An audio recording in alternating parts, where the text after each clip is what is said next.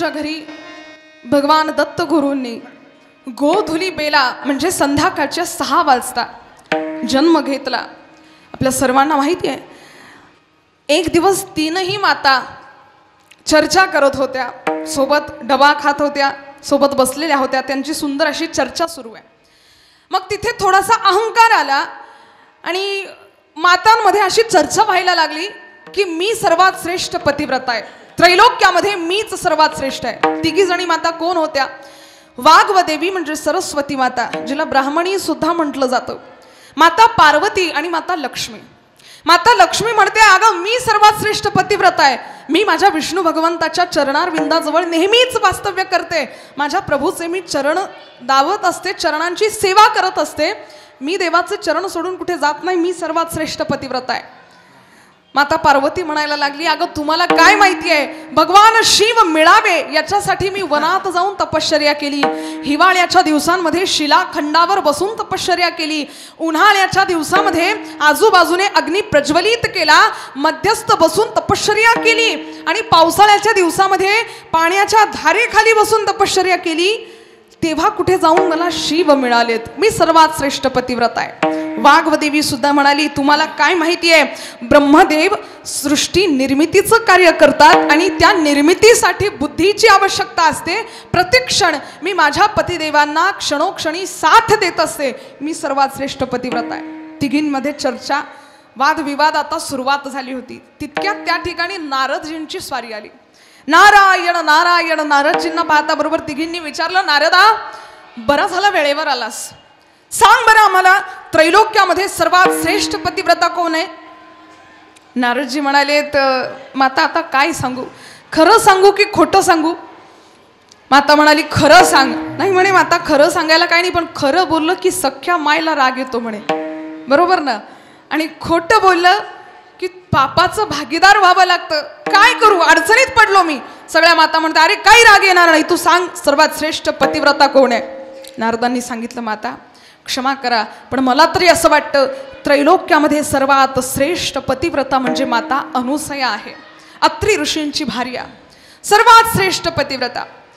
तिघींनाही राग आला, घरी गेल्यात आणि सगळ्या देवतांना म्हणायला लागल्यात की जा अनुसयेचं सत्व हरण करून या, तेव्हाच आम्ही मानू, नाहीतर तसं आम्हाला मानल्या जाणार नाही की आम्हीच श्रेष्ठ आहोत म्हणून. तिन्ही देव बिचारे आता देवही होते तरी हात टेकवावे लागले. आपलं काही एवढं कौतुक नाही, देवालाही हात टेकवावे लागलेत त्या तिन्ही बायकांच्या समोर. तिघाही जणांनी साधूचा वेश परिधान केला आणि गेले अनुसया मातेच्या त्या पर्णकुटीजवळ. बघताय तर अगदी सुंदर वातावरण. श्रीमद भागवत महापुराणामध्ये खूप सुंदर असं त्याचं दिव्य स्वरूप मांडलेलं आहे व्यासनारायणांनी. इतकं सुंदर पक्षी त्या ठिकाणी कलरव करत आहेत, सगळीकडे आनंदी आनंद वातावरण आहेत, मातीचा मंद मंद सुगंध येत आहे, हंस त्या ठिकाणी विराजमान आहेत. एक एक पर्णकुटी आहे, प्रत्येकावर लिहिलेलं आहे, एका ठिकाणी अन्नसत्र लिहिलेलं आहे, एका ठिकाणी अन्नपूर्णा लिहिलेलं आहे. अनेको साधू ऋषींच्या पंगती त्या ठिकाणी बसतायत, उठतायत, सगळीकडे आनंदाचं वातावरण. एका ठिकाणी मात्र अत्री सदन असं लिहिलेली पर्णकुटी दिसली. तीनही देवांना कळलं की याच ठिकाणी माता अनुसया राहत असावी. तिघही जण गेलेत. ओम भवती भिक्षाम देही. माता अनुसया समक्ष आली आणि बघितलं तर एवढे सुंदर ऋषीवर साधूवर या ठिकाणी आलेत. आता माझ्याकडून यांचं यथेच्छ भोजन व्हावं, यांची तृप्तता व्हावी म्हणून मातेने तिघांनाही आतमध्ये बोलावलं. त्यानंतर स्वयंपाकाची तयारी केली आणि वाढणार इतक्या तीनही देवांनी सांगितलं की माता आम्ही असं ऐकलं तुझ्या इथे इच्छित भोजन मिळतं, आमची अशी इच्छा आहे, विवस्त्र होऊन वाढ. मातेच्या संपूर्ण अंगाला घाम आला, डोळ्यातून अश्रुधारा गळायला लागल्या. हे जगदीश्वरा, हे काय सत्व पाहतोयस? अरे पतिपरायण मी स्त्री, पतीच्या आज्ञेचं कधी उल्लंघन केलं नाही, स्वप्नातही परपुरुषाचं दर्शन घेतलं नाही आणि आता यांच्या समोर विवस्त्र व्हायचं. देवा सहाय्य हो. आतमध्ये धावत गेली, पतीच्या चरणारविंदाचं स्मरण केलं, हातामध्ये जल घेतलं. अत्री ऋषींची माता बोलायला लागली. अत्री ऋषी मात्र गंगा तीरावर बसून साधना करत होते. त्या ठिकाणावरून अत्रींनी सांगितलं, अनुसया चिंता करू नकोस, जा विवस्त्र होऊन त्यांना वाढ, काहीच होणार नाही. मातेने चरणारविंदाचं स्मरण केलं आणि जाऊन ते जल त्यांच्यावर सिंचन केल्याबरोबर तीनही देवांचे लहान लहान 6 महिन्याचे बाळ झालेत आणि ते बाळ पाहता बरोबर मातेला अत्याधिक आनंद झाला. तीनही देवांना जवळ घेऊन माताने स्तनपान करवून दिलं. आता मात्र थोड्या वेळाने अत्री ऋषी त्या ठिकाणी आलेत. काही दिवस लोटलेत. त्या मुलांचं लालन पालन व्हायला लागलं.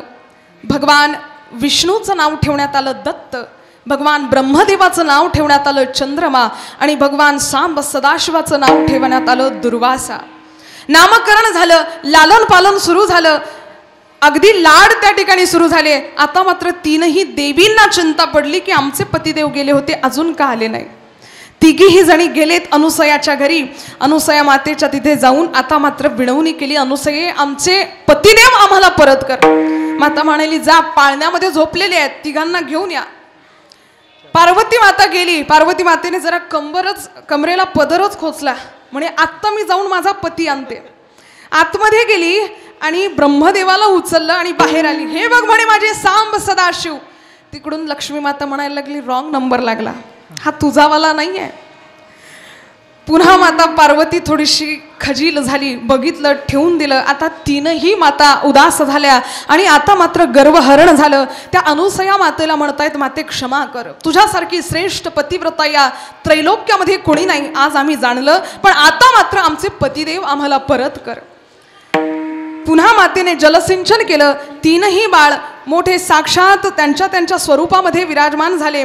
तिघांनाही पाहता बरोबर इकडे अत्री ऋषींना आनंद झाला. पण आता अत्री ऋषी म्हणतायत, भगवंता आतापर्यंत एवढं प्रेम दिलं, आता मात्र आम्हाला सोडून जाऊ नका.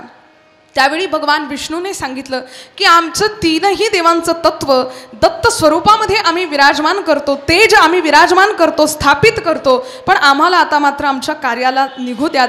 म्हणून त्या ठिकाणी दत्त या स्वरूपामध्ये, या तत्वामध्ये सर्वांचं तेज एकीभूत झालं. तिन्ही देव निघून गेले. दत्त भगवंताचं त्या ठिकाणी प्राकट्य झालं. 6 वाजताची वेळ, गोधुली बेला ज्यावेळीस होती, त्यावेळी 3 शिरे 6 हात तया माझा दंडवत, असं म्हणून दत्त गुरुराय त्या ठिकाणी प्रकट झालेत. गुरुदेव दत्त भगवान की. आपला सप्ताह त्यांच्या जन्मोत्सवाच्या निमित्ताने, म्हणून सर्वजण हाताने टाळी आणि मुखाने नाम घ्यायचंय. दत्ता दिगंबराया हो, सावळ्या मला भेट द्या हो. दत्ता दिगंबराया हो, सावळ्या मला भेट द्या हो. दत्ता दिगंबराया हो, सावळ्या मला भेट द्या हो.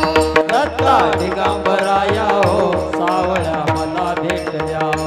सावळ्या मला भेट द्या हो. मला भेट द्या हो. सावळ्या मला भेट द्या हो. सावळ्या मला भेट द्या हो. दत्ता दिगंबराया हो, सावळ्या मला भेट द्या हो. आ, दत्ता दिगंबराया हो, सावळ्या मला भेट द्या हो. दिगंबरा दिगंबरा श्रीपाद वल्लभ दिगंबरा. आ, दिगंबरा दिगंबरा श्रीपद वल्लभ दिगंबरा.